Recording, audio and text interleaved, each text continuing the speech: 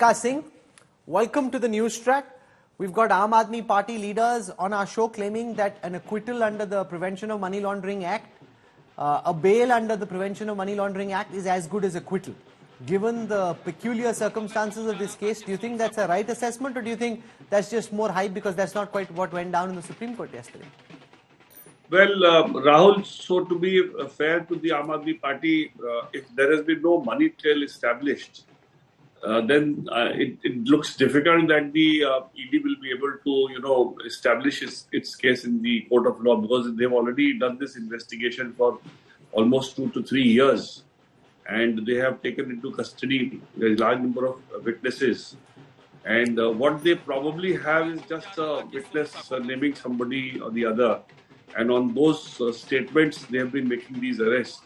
But that by itself will not be sufficient to prove the guilt in a court of law.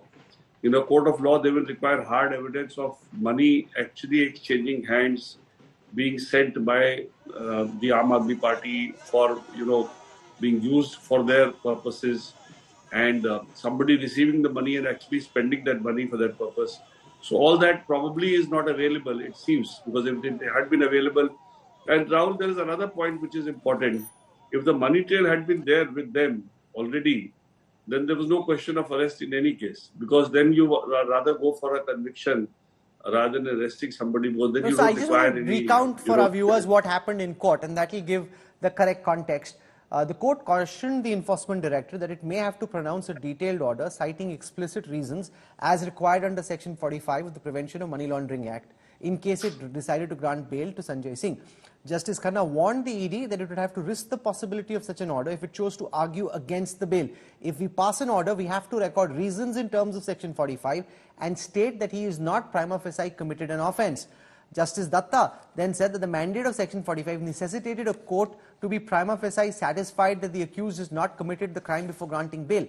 Justice Khanna finally pointed out that such an order granting bail, especially from the top court, would have ramifications for the outcome of the entire liquor policy case, especially during trial in the lower court. Now, some of this is just observation. It's not in writing, and there's a lot of banter back and forth between the judges on the bench and the lawyers. Why, as a lawyer, do you think the Enforcement Directorate took the decision that it did, that it's better not to oppose the bail plea than to push the judges to give an order, which could have gone either way?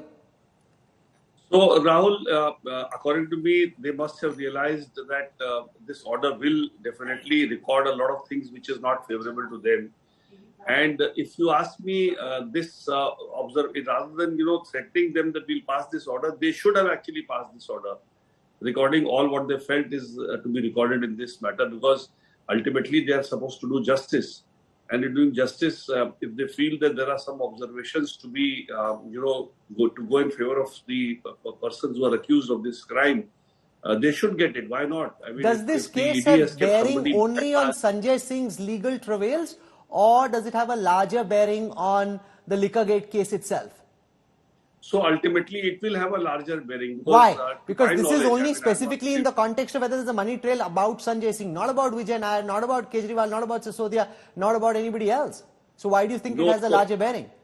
So Rahul, so basically all these people who have been so far arrested in the matter, to my knowledge, apart from Manish Sisodia, who apparently has claimed to be in direct touch with those people who have paid the money, and this I'm only going by whatever I have come to see in the public domain, and I don't have any first-hand information. Apart from Manish Sisodia, nobody else has been held to be directly involved in this this money, sort of deal.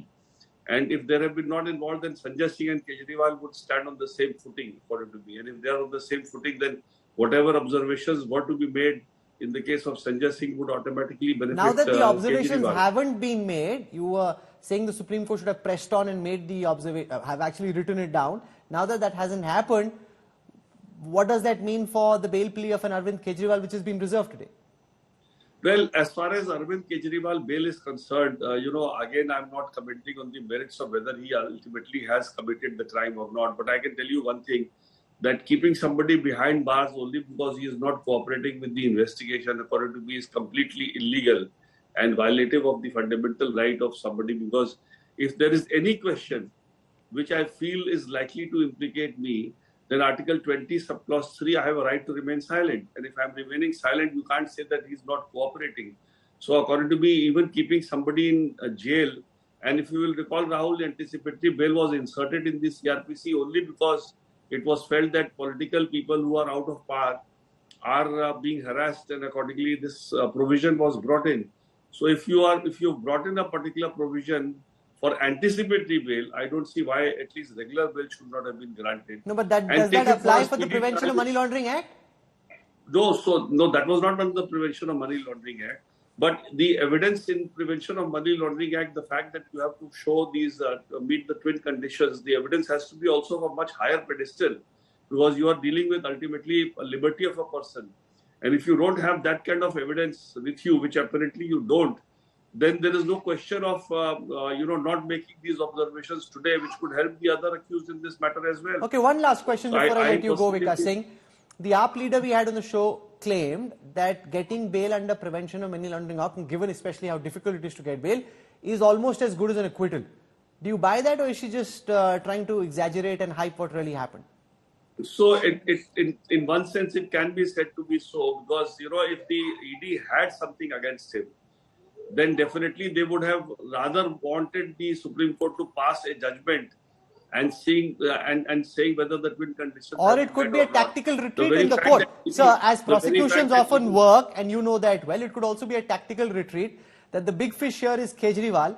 Let's go after him and we can pull back. Even if Sanjay Singh goes, it's bad enough from the prosecution perspective, but not a worst case scenario. Why take a risk and see what the Supreme Court has to say in its order? So it could actually, from a prosecution lens, work both ways. No, so Rahul, you have already kept Sanjay Singh also for quite some time inside jail, and after having kept somebody in jail for such a long period of time, to let it go like this is, according to me, so that means it clearly means that in the first place you didn't have anything against him for keeping him behind bars for 6 months. Okay, I think now, Priyanka Kakkar is will itching to come in and respond to what you're saying. We've heard you. Thank you very much, Vikas Singh, for joining us and sharing your perspective on this. Appreciate your time.